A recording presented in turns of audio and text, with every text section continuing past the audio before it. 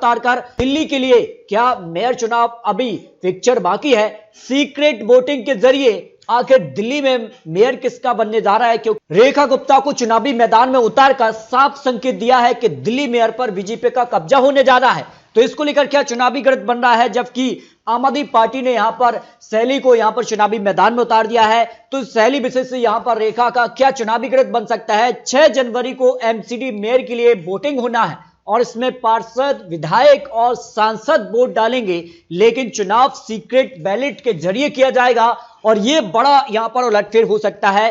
किसी भी पार्षद, विधायक या सांसद पर दल बदल नहीं लगता है।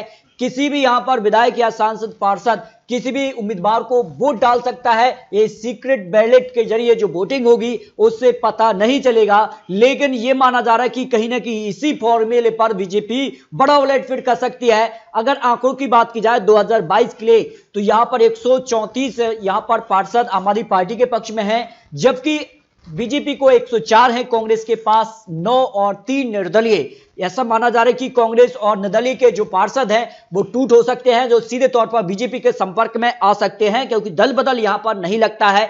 किस पार्षद, किस विधायक ने किसको वोट किया है ये पता नहीं लगता है। सीक्रेट वोटिंग के जरिए जो चुनाव प्रक्रिया होने जा रही है। बीजेपी ने रेखा गुप्ता को यहां पर मेयर उम्मीदवार के लिए उम्मीदवार घोषित किया है, जबकि डिप्टी मेयर के लिए कमल बागड़ी को चुनावी मैदान में उतार दिया है। तो बीजेपी ने यह दावा किया है एक बड़े अंतर से चुनाव जीतने वाले हैं। तो बीजेपी के पास बहुमत का आंकड़ा है या नहीं, इसकी आंकड़े आपको दिखाने वाले हैं। आप तो 5 साल में 5 मेयर बना जाएंगे, जिनमें पहला जो यहां पर मेयर होंगे वो महिला होंगी। तो दोनों ही यहां पर बीजेपी और आम आदमी पार्टी ने मेयर के लिए यहां पर महिला उम्मीदवार का ऐलान कर दिया है और यह दावा किया जा रहा है कि कहीं ना कहीं उनके पास बहुमत का आंकड़ा है। ऐसे में बीजेपी के पास क्या आंकड़ा बन सकता है।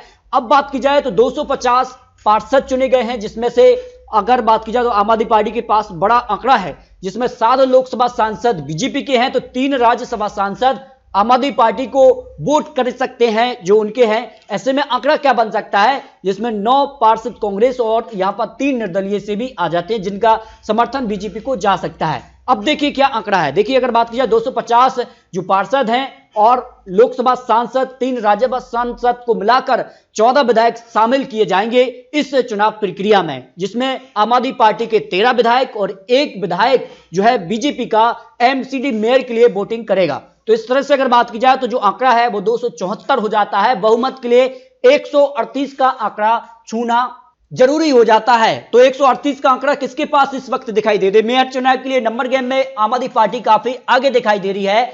बीजेपी के पास केवल 113 और आम आदमी की पार्टी 150 वोट इस समय दिखाई दे रहे हैं, जो गणित बन रहा है। लेकिन माना यह जा रहा है कि अंदरूनी जो यहां पर खबर है उस हिसाब से कई पार्षद टूट सकते हैं, यहां पर जो खलबली देखने को मिल सकती है। इसके अलावा अगर बात की जाए तो सीक्रेट वोटिंग भी होगी, जिसमें दल बदल नहीं लगता। तो ऐसे में जो आंकड़ा है फिर वो किसके पक्ष में जाएगा। आपके पास 134 पार्षद, 3 सांसद और 13 विधायकों के समर्थन से 150 का आंकड़ा है, जबकि बीजेपी के पास 113 का आंकड़ा है। ऐसे में कांग्रेस के जो पार्षद हैं, 3 निर्दलीय पार्षद हैं, उनकी टूट भी होती है, तो बीजेपी करीब 120 के आसपास पहुंच सकती है, लेकिन 138 का आंकड़ा उनको चाहिए।